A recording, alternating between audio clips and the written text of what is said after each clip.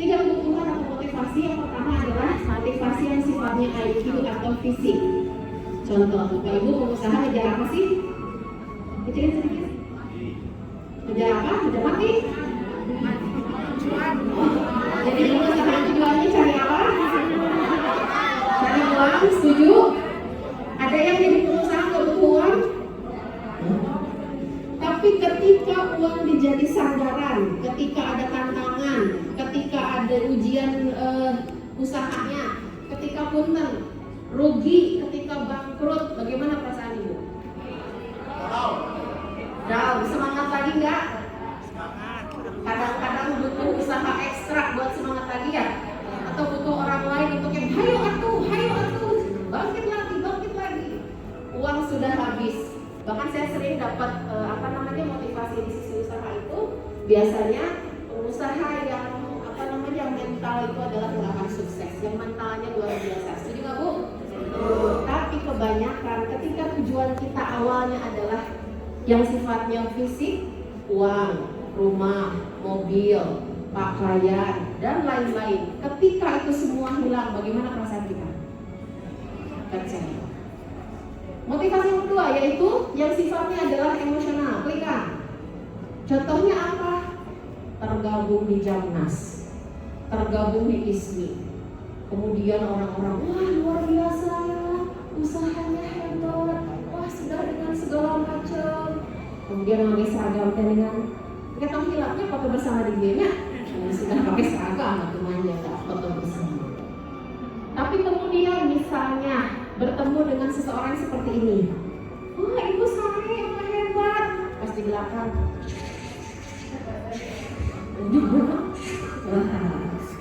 ada gesekan seperti itu? Oh ditarik curhat. Ketika kondisi kita menjadi seorang pengusaha untuk bisa tampil, untuk dipuji, keluarga membanggakan dan lain-lain, ketika semua itu hilang, apa perasaan kita? Masih semangat lagi? Karena itu hari ini kita akan sama-sama standarkan, kita akan sama-sama install ulang kembali. Saya yakin orang-orang yang hadir di sini adalah pilihan Allah yang pastinya sudah dengan perjalanan jatuh bangun yang luar biasa. Justru saya yang berdiri di sini harus banyak belajar dengan Bapak Ibu. Namun kadang-kadang manusia itu sering tergelincir, sering lupa, sehingga ketika ada sebuah ujian, tantangan, akhirnya kita down lagi. Karena itu gerakan menulis Al-Quran ini adalah sebuah cara kita meriset kembali tujuan kita di awal ketika kita berniat menjadi pengusaha. Gerakan menulis Al-Quran ini adalah cara kita untuk mendownload ulang. Kalau laptop nge-hang, apa yang harus kita lakukan, Bu? Install ulang lagi. Setelah bersih semuanya, apa lagi harus kita lakukan, Bu? Aplikasinya harus apa kita lakukan? Di-downloadin lagi kan? Nah, kalau yang di-downloadnya udah nge-hang, harus kita apakan? Kita buang dulu. Ya? Cek lagi semangatnya. Pagi? Klik on. Karena itu, kita akan berikan dulu sebuah teorinya. Kenapa sih harus menulis? Tadi sudah dijelaskan ya, dari survei juga menulis itu. Klik lagi.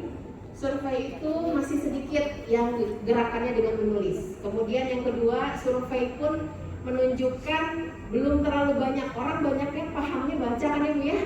Ada nggak yang pernah melakukan menulis di sini? Belum? Semuanya belum? Oke. Saya akan berikan tahu teorinya. Kenapa kita harus menulis? Klik kan? Nah, bagaimana menjadi sukses dan bahagia? Kalau dulu mungkin motivasi kita diawali dengan tadi pertanyaan saya di awal. Usaha butuh apa? Hampir 80% menjawab modal. Kalau modal nggak ada masih bisa usaha nggak Bu? Bisa, tapi rada empot-empotan ya Bu ya. Biasanya katanya gitu. Nah, tapi kita akan kembalikan.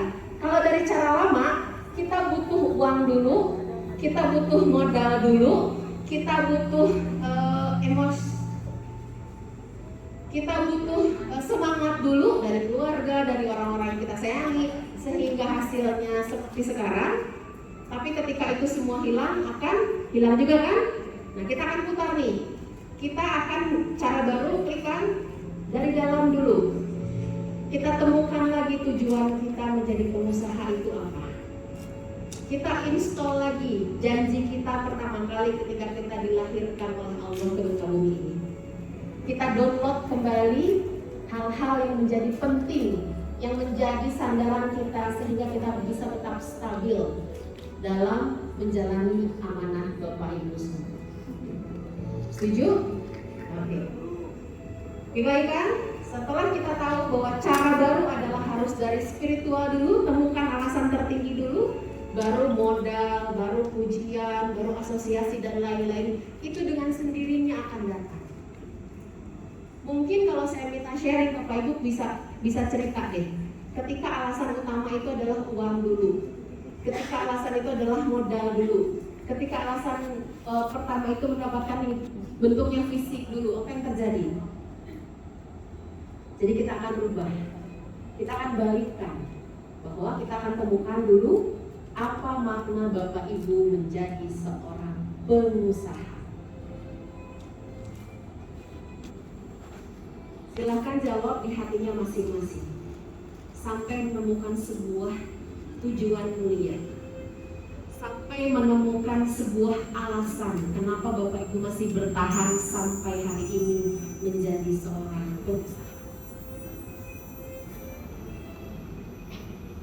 Sudah ketemu jawabannya? Oke. Kenapa?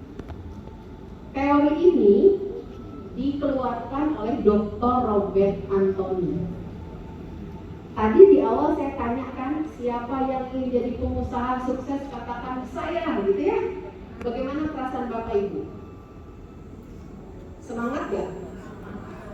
Dengan melakukan afirmasi seperti itu, kesuksesannya bisa dicapai 10%. Kenapa tadi saya katakan sama-sama, saya fokus, saya semangat, saya bahagia. Itu untuk merangsang tubuh Bapak Ibu semua untuk terus merasa sukses, fokus, dan bahagia. Tapi ternyata mengucapkan itu keberhasilannya hanya 10% saja. Kalau ingin lebih banyak, bagaimana caranya? Kita bisa mendapatkannya secara 50% apabila ditambahkan dengan visualisasi.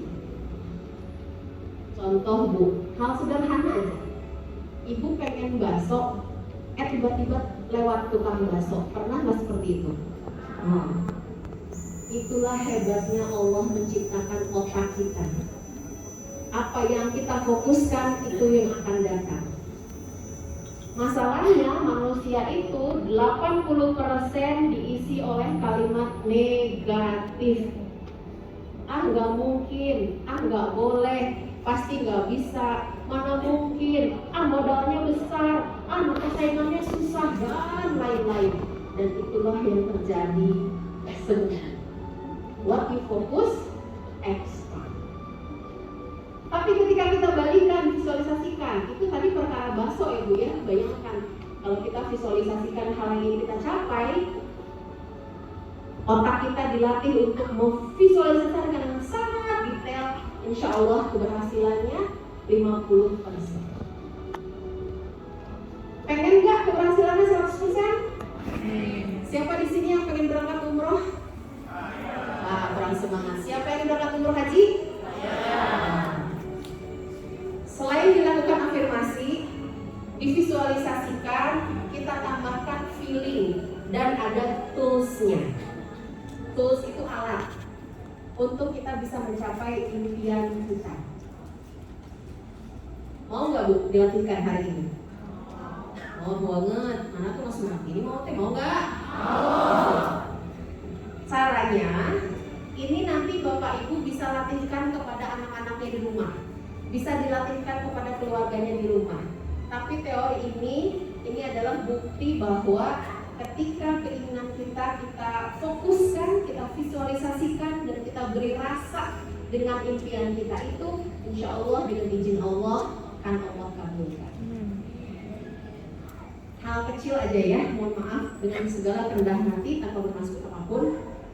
Saya itu dulu lagi kecil ingin menjadi guru. Ayah saya meninggal di usia saya 12 tahun. Beliau meninggalnya kanker pita suara, sehingga dari saya usia 10 tahun beliau sudah tidak bisa bicara. Sehingga saya tidak bisa rekam detail apa saja sih pesan beliau kepada saya. Tapi yang saya ingat adalah saya selalu bilang, saya ingin jadi guru, saya ingin jadi guru, saya ingin jadi guru, saya ingin jadi guru. Tapi saya tidak mau guru yang di belakang meja, ngajar di kelas, saya nggak mau, tapi saya senang ngomong. Ternyata, Masya Allahnya, puluhan tahun kemudian, ketika saya diizinkan masuk ISQ, akhirnya saya pun paham. Mungkin secara keilmuan itu seperti ini. Waktu itu saya belum paham. Ketika saya afirmasikan, saya pengen jadi guru, saya pengen jadi guru, saya pengen jadi guru, Allah kabulkan dengan izin Allah. Setelah saya di ISQ, saya pengen punya keinginan untuk mengumrahkan orang tua saya. Tapi saya tidak punya uang. Saya cuma punya keinginan saja. Pengen umrohin, pengen umrohin, pengen umrohin. Apa yang saya lakukan? Saya buat gambar Baitullah, Bapak Ibu, di kamar saya. Saya pasang wajah orang tua saya dan mertua saya. Setiap hari saya lihat. Dan itu membantu otak kita merangsang apa yang kita inginkan. Dan dengan izin Allah, 2019 sebelum pandemi, kami bisa memberangkatkan semuanya tanpa uang saya pribadi.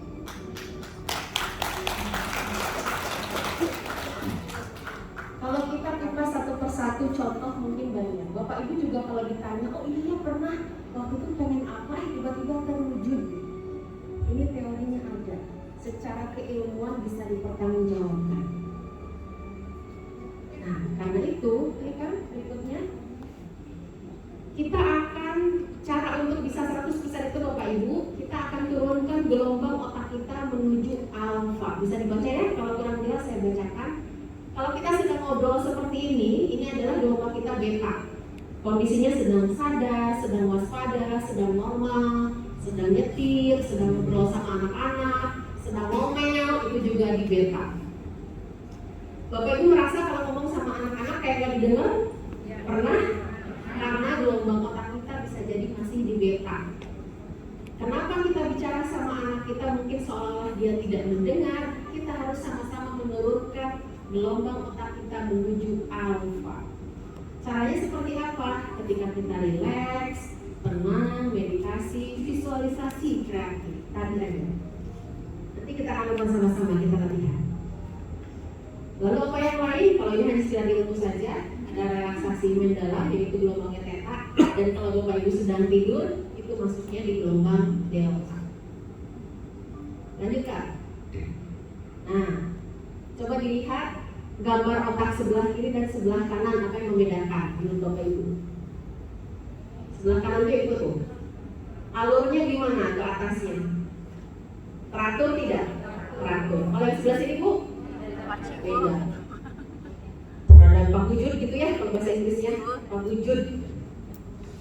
Tahukah Bapak Ibu bahwa hati kita, jantung kita diciptakan oleh Allah juga memiliki otak.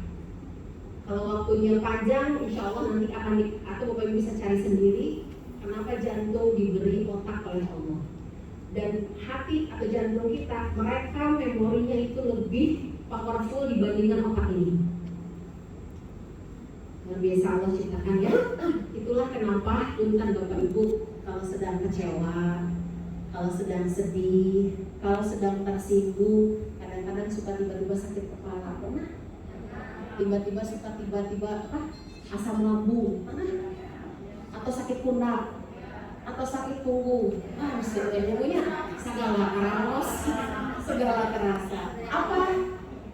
Seperti guru saya sampaikan, separuh penyakit sumbernya adalah hati.